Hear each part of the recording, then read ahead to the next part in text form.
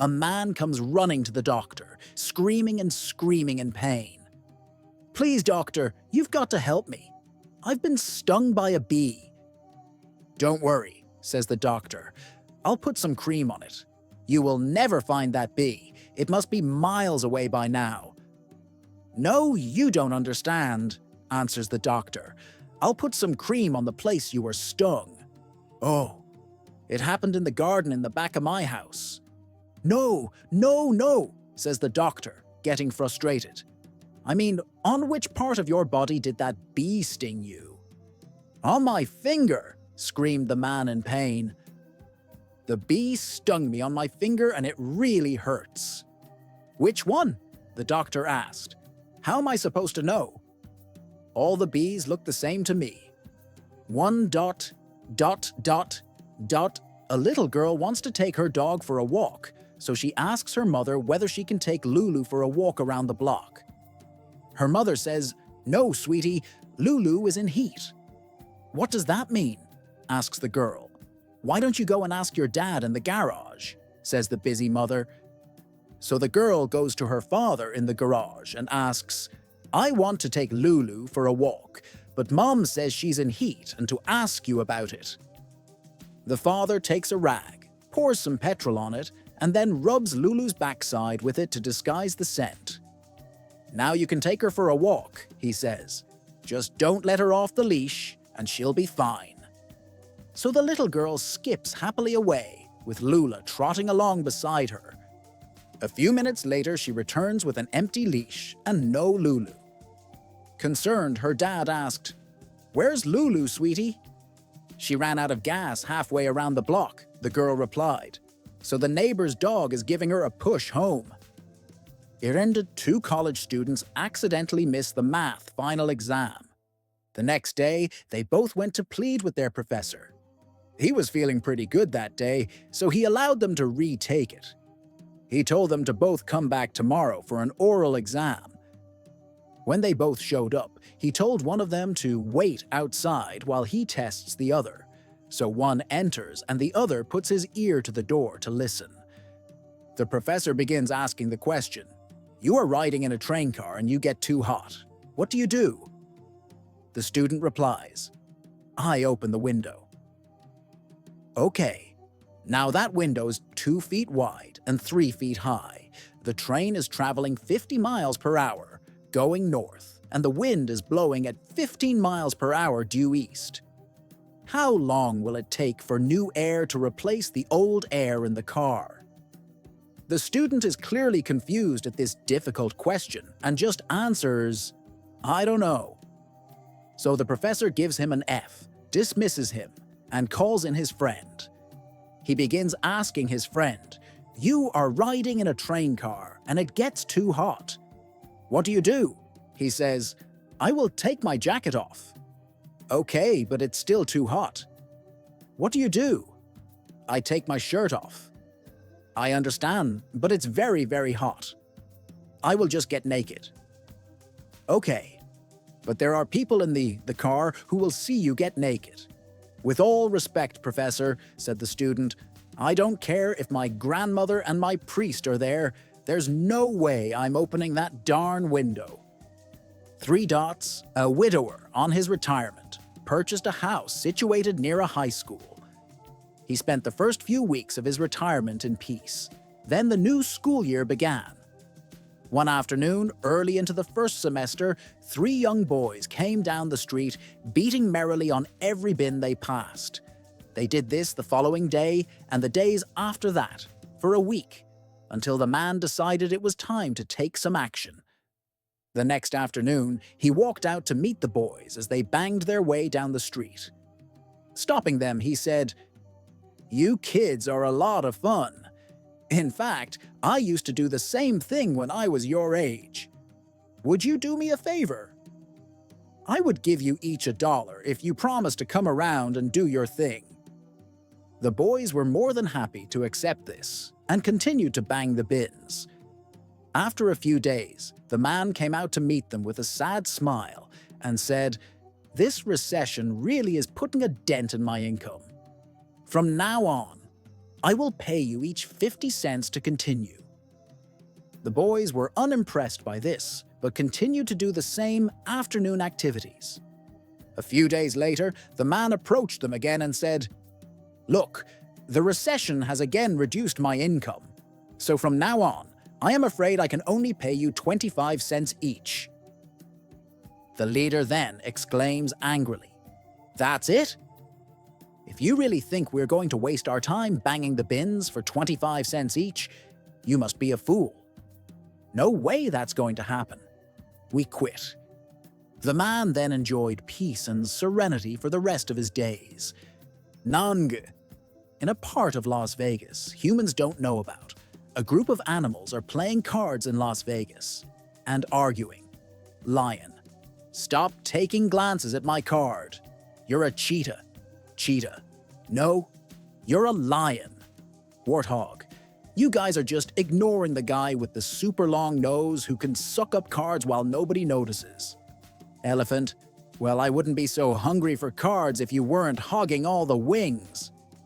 Warthog. "Tell that to the dude who thinks eating them will make him fly." Ostrich. "You can't talk. You snort off of the table." Also, will we just ignore the fact that one guy ate all the bananas? Monkey. "Give me a break. I can't even get dinner protein after they fixed all the bugs in the slot machines." Giraffe. "Why don't you just steal leftovers from random plates like I do?" You just lean over. The dog at the table looks at all of them and rolls his eyes. "Ugh, I knew I should have played with my usual crowd." Einde a passenger piled his luggage on the scale at an airline counter in New York and said to the ticket agent, "I'm flying to Los Angeles. I want the large bag sent to Denver and the 2 small ones to Cincinnati." "I'm sorry, sir, but we can't do that," said the ticket agent. "That's good to hear because that's where they ended up the last time I flew this route." As Johnny and his girlfriend are sitting together. Johnny, with a mischievous smile, says, "All right, put it inside." She looks a bit uncertain and replies, "I don't think I can do this." He chuckles. "Use both hands to hold it and give it a good squeeze." She tries it and says, "Wow, this method works so well." Just then, their teacher, Mrs. Thompson, walks by, noticing what they're doing. She looks at them, clearly confused, and yells, "What exactly are you two doing?" Johnny smiles and says, "It's just a mango, Mrs. Thompson, the traditional way of eating it." 7 dots. A bear, a moose, a fox, a wolf, and a snail were playing cards around a table. Suddenly, the bear let out a faint roar and said, "Guys, I'm hungry. Could someone go buy some chocolate or whatever?" The moose shook his head and nodded towards the fox, who irritatingly slammed his little paw on the table and muttered, "Why me? Why can't the wolf do it?" But the snail bravely interrupted the conversation before it got out of hand. Guys, there's no reason to fight. I'll go." The bear smiled a little and handed the snail a few, rolled up dollars from his pockets. "Thanks, man. I appreciate it. While you're at it, buy something to drink. Will ya?" The snail winked, grabbed the money and briskly started to make his way out the door. Half an hour went by. An hour. An hour and a half. Almost 2 hours. At last the bear snapped, dropped his cards to the floor and yelled, "Hey, you know what? I think the little bastard took the money and just left." A small yet fierce scream then came from near the door. "If you're gonna start insulting me, I'm not leaving at all." Yitte. The Presbyterian Church called a meeting to decide what to do about their squirrel infestation. After much prayer and consideration, they concluded that the squirrels were predestined to be there, and they should not interfere with God's divine will. At the Baptist Church, the squirrels had taken an interest in the baptistry. The deacons met and decided to put a water slide on the baptistry and let the squirrels drown themselves. The squirrels liked the slide, and unfortunately, knew instinctively how to swim, so twice as many squirrels showed up the following week. The Lutheran Church decided that they were not in a position to harm any of God's creatures. So they humanely trapped their squirrels and set them free near the Baptist church. 2 weeks later, the squirrels were back when the Baptists took down the water slide. The Episcopalians tried a much more unique path by setting out pans of whiskey around their church in an effort to kill the squirrels with alcohol poisoning. They sadly learned how much damage a band of drunk squirrels can do. But the Catholic Church came up with a more creative strategy. They baptized all the squirrels and made them members of the church. Now they only see them at Christmas and Easter. Not much was heard from the Jewish synagogue. They took the first squirrel and circumcised him. They haven't seen a squirrel since. 9 dots. Sometime as life takes unexpected turns. One moment, you think you have everything under control, and the next, you realize fate has other plans. This is the story of a breakup so epic, it deserves a standing ovation.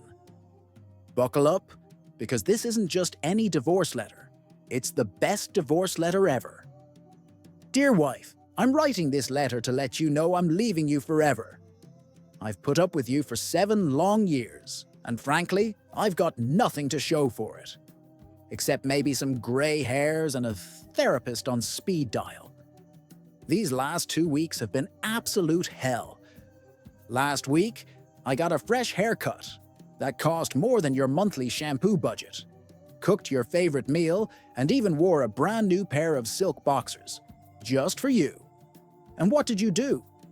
You came home, didn't even blink at my new look, inhaled your dinner in under 2 minutes like a competitive eater, and then went straight to bed after watching all your soap operas. No, I love you. No cuddle. Not even an obligatory, wow, nice boxers. And today, your boss called to tell me you quit your job. That was the last straw. Either you're cheating on me or you've lost all interest in me. And honestly, I don't care anymore. So, I'm out. Forever. By the time you read this, your sister and I will be halfway to West Virginia, where we plan to start a new life together. Have a fantastic life. Your ex-husband, P.S. Don't bother looking for me. Your sister already packed my bags. Dear ex-husband, oh, what a delightful surprise. Nothing has made my day quite like receiving your farewell tantrum. I mean, letter. First of all, let's get one thing straight. You have never, not once in these 7 years, been a good man. You've been a man, sure, but the good part? That's a stretch. You complain about me watching soap operas? Honey, I watch them to drown out your endless whining.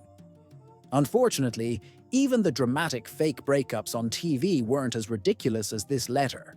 And yes, I noticed your haircut.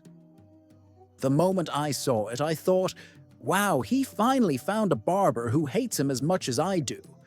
But my mama taught me, if you can't say something nice, don't say anything at all. So I stayed silent. As for your grand romantic gestures, let's break those down, shall we? That favorite meal you cooked? Yeah. I stopped eating pork 7 years ago. You must have confused me with my sister. The new silk boxers. I actually did notice them. I also noticed the $49.99 price tag still on them. And wouldn't you know it? My sister borrowed exactly $50 from me that morning. What are the odds? Even after all that, I still thought we could work things out. So when I hit the $10 million lottery, I quit my job and booked us a romantic getaway to Jamaica. But oops, I came home, and you were gone. What a tragedy. Everything happens for a reason, I guess. My lawyer says your letter makes it legally impossible for you to get a single penny from my winnings. So, I hope West Virginia treats you well. Your ex-wife, now richer and happier than ever. P.S. Oh, by the way, my sister Carla was born, Carl. Hope you enjoy your new surprise package. But the three writers, Jack, Eddie, and Carl, who were attending a writing convention, booked a three-bedroom suite on the 75th floor of a hotel. When they arrived back at the hotel from the convention, the receptionist told them, "I'm terribly sorry, but all the elevators are broken. In the meantime, you will have to take the stairs." Now, Jack was a writer of funny stories, Eddie was a writer of scary stories, and Carl was a writer of sad stories. The three of them agreed that, to make it less boring, Jack would tell the other two his funniest stories, while they climbed from floors 1 to 25. Eddie would tell his scariest stories from floors 26 to 50, and Carl would tell his saddest stories from floors 51 to 175. They started to climb the stairs, and Jack started to tell funny stories. By the time they reached the 25th floor, Eddie and Carl were laughing hysterically. Then Eddie started to tell scary stories. By the time they reached the 50th floor, Jack and Carl were hugging each other in fear. Then Carl started to tell sad stories. "I'll tell my saddest story of all first," he said, smiling nervously. "There once was a man named Carl who left the hotel room key in the car.